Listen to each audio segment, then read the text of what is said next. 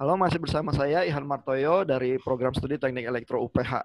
Kita di dalam klip ini masih bicara soal copyrights, hak kekayaan intelektual, dan media-media baru juga materi kuliah dari dosen. Saya ditemani oleh Ibu Anita Suhendro dari Online Education UPH dan Ibu Elora Sukardi dari Fakultas Hukum UPH. Nah, Bu Anita, biasanya materi-materi dari dosen untuk kuliah online itu kalau misalnya melibatkan musik dan lain sebagainya, apa dilema yang terjadi, Bu? Oke, jadi gini Pak, kalau misalnya materi tersebut adalah dibantu oleh online edu pengembangannya ya, kita sudah antisipasi sih, kita menggunakan musik yang biasanya instrumental, itu kita pakai dari koleksi kami yang subscription yang berbayar. Yang jadi dilema adalah ketika Bapak Ibu dosen itu mengembangkan materinya sendiri, yang mungkin cuma sekedar PowerPoint dengan voice over gitu ya Pak ya, ada background musik seperti itu. Nah, saya juga pernah sih mendapati gitu, waktu nggak sengaja waktu kita coba lihat-lihat konten-konten materi-materi yang di Moodle, di Learn Management System-nya kita itu. Nah, itu ada beberapa mungkin yang hanya mencantumkan instrumental gitu, Pak. Jadi memang tidak ada lirik, musik instrumental, tapi musiknya musik pop, seperti itu ya. Nah, itu memang sih karena saya kemudian kontakkan ke dosennya, Pak, ini untuk background musiknya referensinya belum ada gitu. Nah, kemudian Bapak Ibu dosennya malah bilang, saya sudah lupa ambilnya dari mana. jadi, jadi jadi terus akhirnya ya udah kita coba telusuri, kita coba trace gitu kan di online edu. Ya udah kita berikan. Itu yang ketemu ya, Pak ya. Itu dan yang tidak ketemu, dan kebetulan begini, alasan Bapak Ibu dosen itu dia bilang gini, Bu, kan ini cuman background musik gitu. Dan kemudian kan kita uploadnya ke server internal kita ya untuk konsumsi hanya internal mahasiswa kita. Alasannya begitu, Pak. Jadi seharusnya kan tidak masalah karena saya tidak uploadnya ke public domain atau misalnya ke media server yang public seperti YouTube gitu dan yang lain-lain. Nah, gimana tuh? Secara hukumnya gimana? Saya juga ditanya seperti itu sih oleh Bapak Ibu dosen tersebut sih. Nah, memang karena beberapa media server yang contohnya kayak misalnya ya saya nggak akan sebutkan merek, tapi maksudnya yang dipakai di internal di universitas gitu kan, yang memang hanya bisa diakses dengan akun tertentu internal di universitas itu memang tidak akan terdeteksi di publik seperti itu sih. Nah, cuman namanya digital kan kita nggak tahu ya Pak ya, bisa aja mahasiswa mungkin mereka download materinya Bapak Ibu dosen tersebut, dia capture walaupun sebagian di Twitter dia, di IG dia, ini materi dosen gue, mungkin maksudnya baik gitu ya, keren banget materi dosen gue, terus kemudian dipublish gitu kan, kita kan nggak ada yang tahu. Nah, itu ada kemungkinan yang kayak gitu, itu yang kita jaga kan. Akhirnya tetap saya minta ke Bapak Ibu dosen itu tetap untuk mencantumkan. Pak, tolong dicantumkan saja, ini untuk lebih amannya, seperti itu ya. Untuk mencegah hal-hal kemungkinan, itu Pak, pengalaman kita gitu sih. Jadi dari EduTech ada yang berbayar yang memang untuk gudang Betul. musiknya yang resmi Betul. supaya memastikan itu aman ya, tidak Ya, melanggar. Tapi kalau dosen dianjurkan untuk selalu mencantumkan sumbernya. iya sumbernya. Nah, saya beralih ke Bu Elora. Tapi sebenarnya musik itu sendiri definisinya plagiarisme itu gimana sih, Bu? Kan musik tuh bisa mirip-mirip banget ya, Bu ya? Iya. Iya, gimana, Bu? Iya, Pak. Kalau kita bicara plagiarisme musik itu memang cukup perdebatan juga ya. Gitu. Kalau bisa kita tahu dulu 8 bar gitu ya, harus 8 bar baru dikategorikan sebagai plagiarisme. Nah, waktu itu ya makanya saya diskusi dengan Pak Henry Sulistyo ya waktu itu. Ya, gimana Pak kalau 8 bar? Ya kalau misalnya seandainya musisinya bikin sama 7 bar, bar ke-8-nya beda, apakah itu termasuk plagiarisme atau enggak? Kalau bisa kita merujuk pada peraturan yang 8 bar itu berarti belum termasuk plagiarisme ya. Kan cuma 7 bar kesamaannya. Kalau kita lihat form analisisnya gitu ya, 7 bar dong kesamaannya, tapi bar terakhirnya kan enggak. Ya, tapi kalau dari segi musikalitas, kita sebagai musisi, kita yang bisa mendengar lagu itu, nggak usah musisi deh, orang awam aja, kita suguhkan lagu, cuma 4 bar aja. Biasanya Bapak Ibu pasti akan enggak, kayaknya ini lagu mirip deh lagu apa gitu. Nah, itu apakah nggak plagiarisme? Ya menurut kami ya itu sudah dikategorikan sebagai plagiarisme karena sudah mengambil sesuatu yang khas gitu ya, sesuatu yang kita pas denger kita tahu nih lagunya lagu apa gitu. Nah, jadi balik lagi sih nanti ya kita pembuktian aja gitu masalah plagiarism ini. Terus kalau cover musik, Bu, kalau ada musisi muda yang mainnya jago, dia mainin lagu orang, taruh di YouTube, itu gimana sih aspek hukumnya, Bu? Ya, kalau cover balik lagi ya Pak, itu sebenarnya selama kita mengubah ciptaan seseorang, sebenarnya kita harus meminta izin pencipta gitu ya.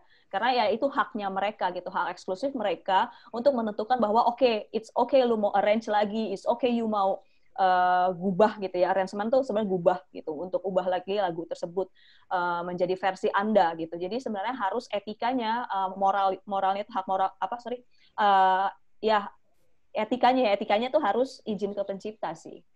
Oh, kalau penciptanya udah meninggal, apa yang bisa dilakukan? Kalau penciptanya sudah meninggal, nah kalau hak cipta, hak kekayaan intelektual itu bisa diwariskan Pak ke ahli warisnya, jadi ke anaknya gitu ya. Nah, anaknya itulah yang menjadi ahli waris dari penciptanya. Gitu. Jadi tetap harus berusaha menghubungi atau minta izin dari ahli waris atau yang berhak terhadap karya itu ya Bu ya? Iya, betul Pak. Jadi ya sesuai dengan pengalaman saya juga di orkestra, ya konduktor saya seperti itu. Jadi ingin menggunakan lagu dan mengkomersialisasikannya, misalnya ke dalam konser ataupun bukunya gitu. Dia tuh sampai mengejar pencipta ahli warisnya, sampai datang ke rumahnya gitu. Nanya, nih saya mau pakai lagu Ayah, judulnya ini gitu. Boleh nggak? Nah itu nanti penciptanya tuh yang menyetujui, oh pakai aja Bu, nggak apa-apa gitu. Atau ada pencipta yang, ya Bu, jadi pembayar royalti seperti, nah itu juga ada tuh, gitu ya. Jadi balik lagi ada yang memberikan bebas, ada nggak? Ada, gitu. Seperti, ya udah Pak, Bapak pakai aja, nggak apa-apa kok. Ditanya balik, bayarnya berapa Bu royaltinya? Nggak apa-apa, pakai aja. Bapak kan cuma buat kepentingan konser kecil kan, gitu. Ada yang kayak gitu juga Pak. Oh ya, jadi memang permintaan izin itu nanti supaya si yang punya hak itu bisa melihat juga ini kebutuhannya apa ya. Kalau penggalangan dana untuk kemanusiaan atau apa, masa mau diminta royaltinya ya, hal-hal semacam itu kan jadi bisa didiskusikan ya. Tapi apakah karya musik itu nggak jadi public domain Bu kalau udah lama? Saya kalau mau main lagu The Beatles di YouTube gitu, apa saya harus cari keluarganya The Beatles atau gimana Bu? Oke, public domain itu secara undang-undang itu setelah 70 tahun setelah penciptanya meninggal, Pak. Jadi ini penciptanya meninggal sekarang, ya. Berarti sampai 70 tahun itu sebenarnya perlindungan hak ekonominya masih ada. Oh, ya. Dari sejak meninggal ya, bukan dari sejak publish karyanya ya? Selama dia hidup itu juga dihitung, itu dilindungi Undang-Undang Hak Cipta selama dia hidup. Nah, setelah dia meninggal, itu ditambah 70 tahun. Nah, itu hak ekonominya ada, hak moralnya ada. Nah, setelah 70 tahun, itu menjadi public domain, tapi jangan lupa, hak moralnya tetap melekat pada pencipta sampai kapanpun. Artinya kita harus tetap mengakui lagu itu adalah dia penciptanya, gitu. Nggak boleh tiba-tiba jadi, oh itu Bu Anita punya lagu. Nggak boleh gitu. Jadi misalnya kayak Beethoven, udah lama banget kan meninggalnya gitu. Saat kita menggunakan lagunya Beethoven, kita harus tetap mengakui bahwa penciptanya ya si Beethoven ini gitu. Walaupun sudah ratusan tahun meninggalnya gitu. Oke, jadi maksudnya tetap harus ditulis itu referensinya siapa begitu lagunya, walaupun mungkin nggak perlu minta izin lagi ke keluarga atau apa karena udah public domain. Begitu. Public domain ya, jadi orang sudah boleh menggunakannya gitu. Gitu. Jadi hak ekonominya sudah nggak ada gitu ya. Bu Elora, saya boleh nanya nggak? Boleh, silakan Bu. Kalau seandainya gini nih, oke lah, saya mau menciptakan sebuah karya seni gitu ya. Kemudian untuk saya mendapatkan pengakuan itu, apakah saya harus mendaftarkan terlebih dahulu produk saya atau kemana gitu? Atau ya udah saya upload aja langsung ke YouTube, saya bilang bahwa ini hasil karya saya. Kemudian saya akan otomatis mendapatkan perlindungan gitu terhadap karya saya. Atau saya harus ke lembaga tertentu, saya daftarin gitu. Kalau enggak kan nanti misalnya kalau dipakai kekuatan saya waktu saya mau melakukan SU atau misalnya ini nggak bisa kan, ini nggak terdaftar di paten dan ini seperti itu. Nah itu kayak gimana tuh Bu isunya? Iya, hak cipta ini menarik karena sistem dia adalah prinsipnya otomatis dan deklaratif. Artinya apa? Dia akan mendapat perlindungan secara otomatis saat kita sudah mendeklarasikan karya kita. Baik, misal kalau buku mungkin bedah buku, gitu ya. Kalau musik ya kita konserkan, gitu, kita perform, itu adalah kita sudah mendeklarasikan. Nah, apakah perlu, kalau hak cipta sebutannya pencatatan, Bu. Jadi kalau merek, paten itu pendaftaran gitu ya, kalau hak cipta itu pencatatan. Jadi apakah perlu? Pertanyaannya banyak, mahasiswa saya di musik juga tanya, apakah perlu kok gitu kita melakukan pencatatan karena prinsipnya udah deklaratif dan otomatis, jadi automatic protection. Nah, gini, perlu atau tidak kita lihat dari pembuktiannya nanti, gitu ya. Saat kita memang sudah mendeklarasikan karya kita, artinya orang sudah tahu itu karya kita. Suatu saat kalau ada orang yang melanggar karya kita, kita bisa melakukan tindakan, ya kan? Bisa melakukan somasi segala macam dengan membuktikan ini loh, pertama kali saya sudah mendeklarasikan di konser ini, ya. Tiketnya ini, misal proposalnya ini, videonya ini, itu ada tanggalnya segala macam misalnya gitu ya. Saat itu kita sudah mempublikasikan. Nah, tapi dengan adanya kita melakukan pencatatan hak cipta, artinya kita mempunyai bukti yang sempurna, Bu.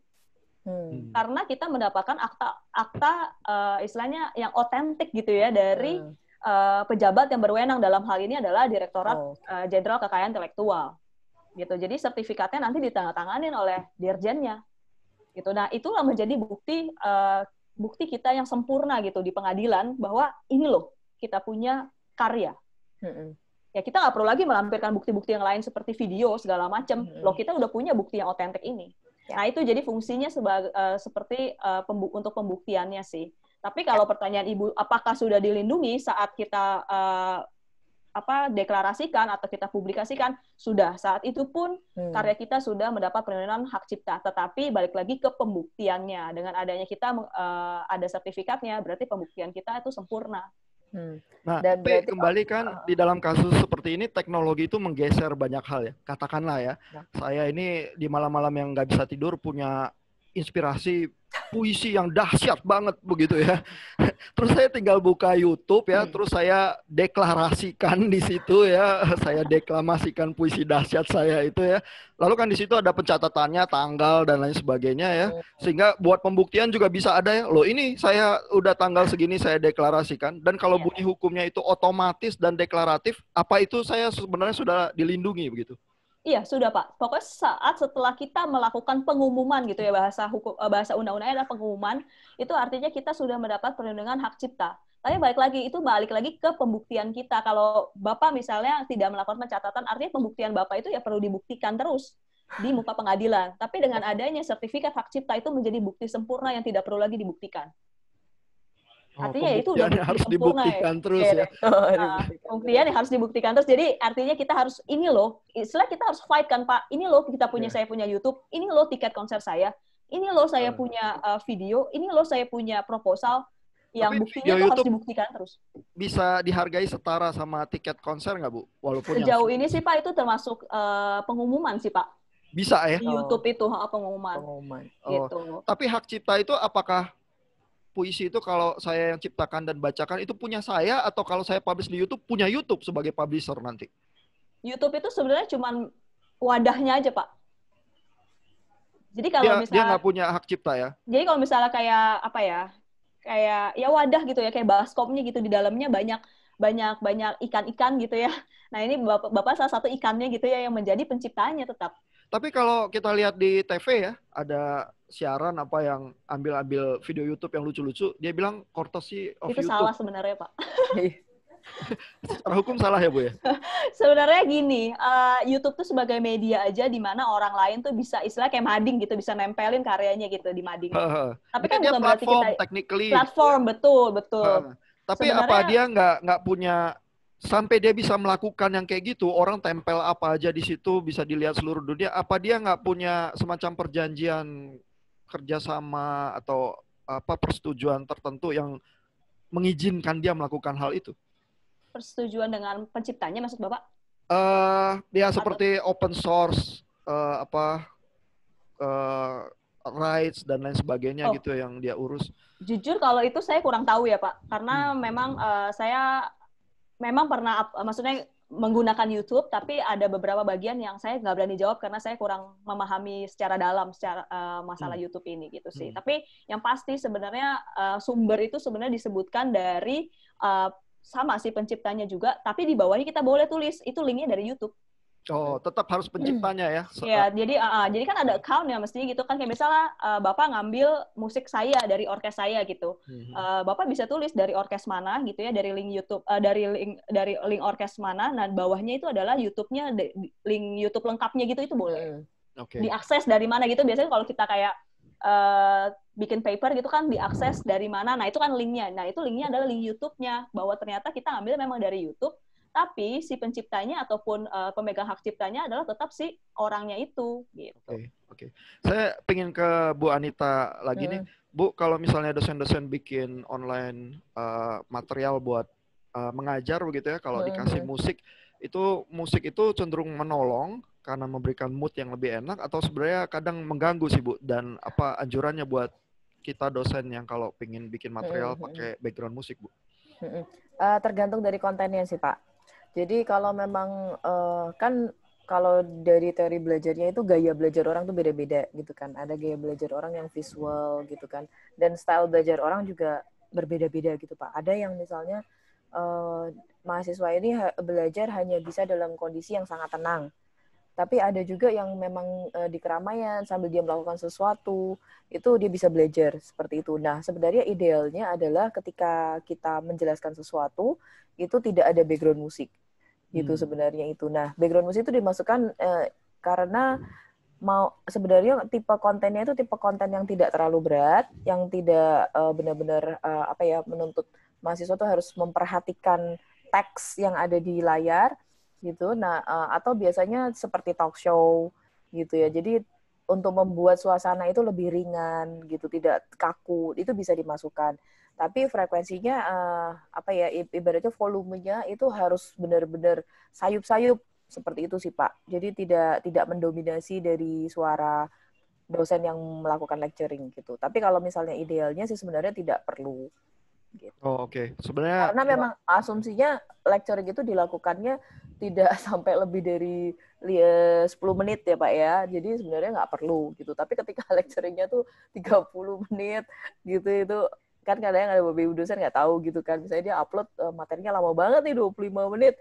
Yang dengerinnya tuh udah makanya mungkin dia pikir kasih background musik supaya nggak ngantuk gitu. Tapi sebenarnya idealnya nggak usah Pak. Berarti musik itu sebagai distraction terhadap dosen yang ngantuk begitu ya. Iya ya. Tapi ini mengarah kepada diskusi lain yang mungkin perlu klip yang lain ya. Berapa panjang sebenarnya durasi yang baik untuk kuliah ya, dosen-dosen ya. Tapi nanti kita bahas di klip-klip yang lain, di kali lain. Oke, terima kasih. Selamat siang. Yo, siang.